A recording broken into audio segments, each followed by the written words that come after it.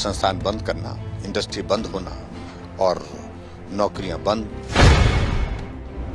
हमेशा जो भी इनने घोषणा की है पहली कैबिनेट की मीटिंग भी हो गई, लेकिन अभी तक ना ओपीएस हुई, ना महिलाओं को वो 1500 रुपए पैसे का प्रावधान हुआ, ना ही और चीजें हुई।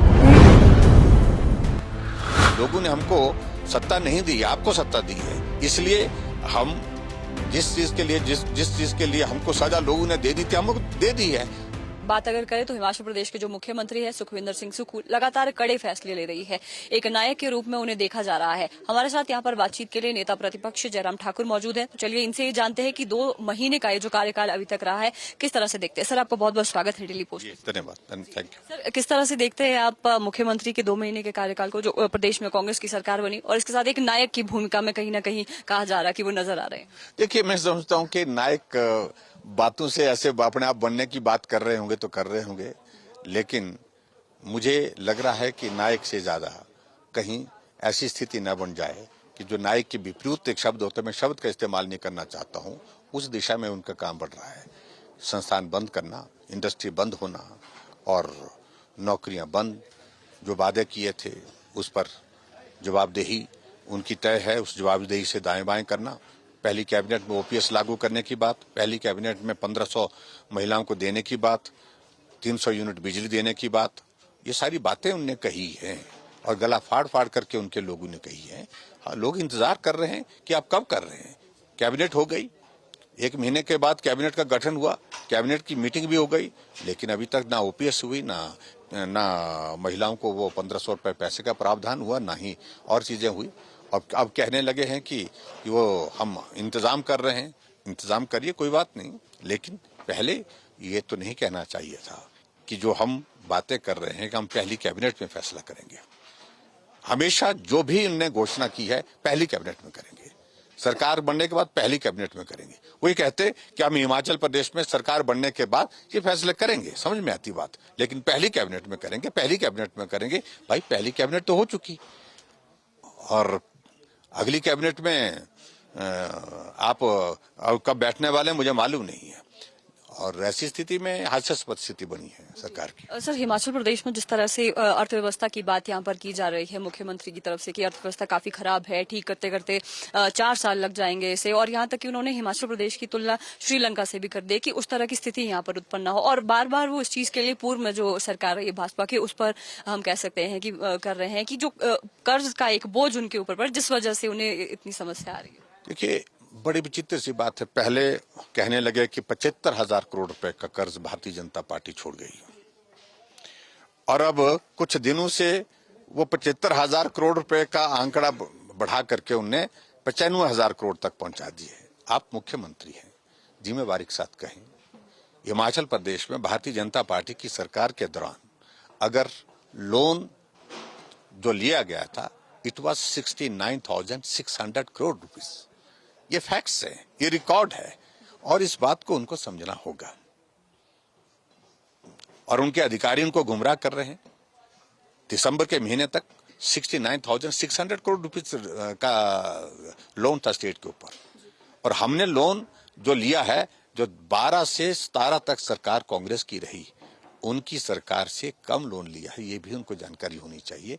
थोड़ा जाएं, अध्ययन करें, अधिकारियों से पूछ करके फिगर फैक्ट्स जो है वो ले लें। सर, अधिकारियों की अगर हम बात करें तो वही अधिकारी पिछली सरकार में भी थे, तो क्या लग रहा है एग्जैक्ट वो उन्हें समझा नहीं पा रहे, या फिर जो मुख्यमंत्री है वो चीजों को आगे रखने में उन्हें कहीं ना कहीं जो समस्या है, या फिर अनुभव की हम कहें कि अभी उतना ज्यादा है नहीं, क्योंकि सीधा मुख्यमंत्री बनने इससे पहले ना तो कैबिनेट स्तर पर वो रहे हैं। क्या लगता है सर आपको? लेकिन वो मुझे मालूम नहीं वो किसके प्रभाव में आकर के काम कर रहे हैं, ये बातें कह रहे हैं। इन बातों का कोई मतलब नहीं। लोगों को अब काम चाहिए। आप हमारे ऊपर कितने भी आरोप लगाइए, इतने 1000 करोड़ ले लिया, इतने लाख करोड़ ले लिया, बोलिए जो मर्जी बोलिए, लेकिन मैं जो फैक्ट्स है वो फैक्ट्स है। क्या ये सत्य नहीं है कि सरकार बनने के बाद दिसंबर के महीने में 1000 करोड़ कांग्रेस की सरकार ने ले लिया, उसके बाद जनवरी के महीने में 1,500 करोड़ रुपए और ले लिया, और 1,500 करोड़ रुपए और लेने की तैयारी चल रही है। आने वाले समय में आपको इन चीजों का जवाब देना पड़ेगा। हम सत्ता से बाहर हो गए, लोगों ने हमको सत्ता नहीं दी, आपको सत्ता दी है, इसलिए हम जिस चीज के लिए हमको सजा लोगों ने दे दी थी, हमको दे दी है।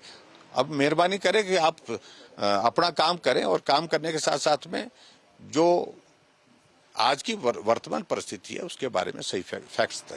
सर, अर्थव्यवस्था को ठीक करने के लिए या फिर जो उन्होंने वादे किए उनको पूरा करने के लिए कहा जा रहा है कि संस्थान बंद कर दिए गए हैं, 5,000 करोड़ का अतिरिक्त उसमें से कर हम कह सकते हैं कि बोझ यहाँ पर पड़ रहा था, ये बात उनकी तरफ से यहाँ पर कही जा रही है। जैसी सरकार बड़ी वैट यहाँ पर बढ़ा दिया जाता है, किस तरह से देखते हैं आप? 5,000 करोड़ रुपए का वो उन्होंने कैसे कैलकुलेट किया है? जब संस्थान शुरू होते हैं तो फेज में होता है, फंक्शनल होगा, कुछ एक पोस्टें वहां पर होंगी, कुछ पोस्टों पर जो है वो आने वाले समय में उसमें पोस्टें क्रिएशन में जाएंगी। जैसे जैसे स्ट्रेंथ बढ़ती है वहां पर, जैसे जरूरत पड़ती है, बिल्डिंग वहां पर बनेगी, भवन बनेगा, तो उस तरह से होता है। ये फेज मैनर में होता है। ये 5,000 करोड़ ऐसा थोड़ी कि आज ही देना था उनको, तो ये फेज मैनर कई सालों में होना था। लेकिन उसके बावजूद जो बातें कह रहे हैं उनको ये भी मालूम होना चाहिए, उनकी गवर्नमेंट ने भी जाते जाते हिमाचल प्रदेश में जो संस्थान खोले थे वो अभी सैकड़ों में थे। हम आंकड़ा कर रहे हैं लगभग 400 के करीब, सही फैक्ट आ रहे हैं उसमें, किसी ने इन्फॉर्मेशन मांगी है, और लगभग 400 के लगभग संस्थान उनने अंतिम महीने में खोले हैं।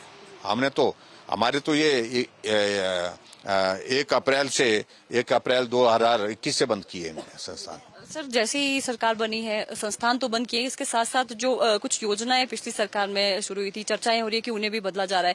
अभी हाल ही में जिस तरह से देखा गया है कि जो हिमकेयर योजना है उसका पैसा अभी तक नहीं पहुंचा है आगे, 90 करोड़ की जो है देनदारी सरकार की यहाँ पर रही है। इसके अलावा अटल जो बेबी केयर किट है उसमें से अटल बिहारी जी की जो फोटो है उसे हटा दिया जाता है। और अभी हाल ही में ये चर्चा चल रही है कि आने वाले समय में जो अटल वर्दी योजना उस स्कीम का नाम भी यहाँ पर बदलने की बात की जा रही है, क्या कहना चाहेंगे सर? अपना उनका काम करने का दृष्टिकोण होना चाहिए। योजनाओं का नाम बदल करके, फोटो हटा करके योजनाएं नहीं चलती हैं। और ऐसे में मैं उनको इतना ही कहना चाह रहा हूं, वो काम करने के लिए आगे बढ़े, लेकिन संस्थान बंद करके, योजनाओं के नाम बदल करके, योजनाओं से नाम मिटा करके कि अपना नाम लगाना चाह रहे हैं। और ये भी मैं पहली बार देख रहा हूं हिमाचल प्रदेश के इतिहास में कि अपने नाम से ही योजना चला दी है मुख्यमंत्री ने। हमने तो कोई योजना हिमाचल प्रदेश में 5 साल तक कभी नहीं चलाई, अपने नाम से नहीं चलाई। और पीछे के भी जितने मुख्यमंत्री हैं, किसी मुख्यमंत्री के नाम से कोई योजना नहीं है। सर, हिमाचल प्रदेश में काफी बड़ा मुद्दा है सीमेंट प्लांट विवाद, अभी तक सुलझा नहीं पाई है। सर, केंद्र में जिस तरह से भाजपा की सरकार है तो क्या इसे कह सकते हैं केंद्र के स्तर पर निपटाया जा सकता है समाधान, इसके लिए जल्दी क्यों नहीं निकल पा रहा है, किस तरह? ऐसा देखिए, इस सारे विषय का मुझे केंद्र से कोई लेना देना नहीं है। इशू स्टेट बेस्ड है। ये यूनिट जो है इंडस्ट्री का हिमाचल प्रदेश में एग्जिस्ट करता है।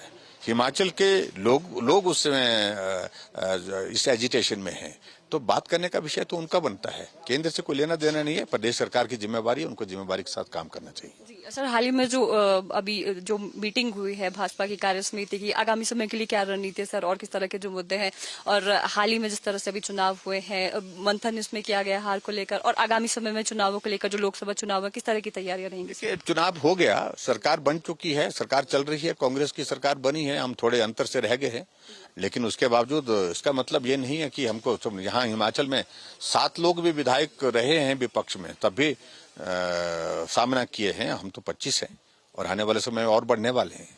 बहुत बहुत शुक्रिया हमसे बातचीत करने। Thank you. जी, तो ये थे नेता प्रतिपक्ष जयराम ठाकुर, जिन्होंने सीधे तौर पर बहुत सारे मुद्दों को लेकर हम कह सकते हैं कि प्रदेश सरकार को इन्होंने घेरा है कि जिस तरह से यहाँ पर हर एक चीज को लेकर इल्जाम यहाँ पर पिछली सरकार पर लगाया जा रहा है कि बोझ का जो कर्ज है वो पिछली सरकार से उन्हें मिला है, लेकिन अब जो समय है वो काम करने का है। इस तरह की बातें इन्होंने यहाँ पर कही है। और आगामी समय में जिस तरह से हम कह सकते हैं कि एक्शन मोड में यहाँ पर विपक्ष नजर आ रहा है, और हर एक मुद्दे को आने वाले समय में प्रदेश सरकार को विपक्ष घेरने वाला है। शिमला से कैमरा पर्सन अनीश चौहान के साथ मैं रेशमा कश्यप, डेली पोस्ट, पंजाब हरियाणा हिमाचल।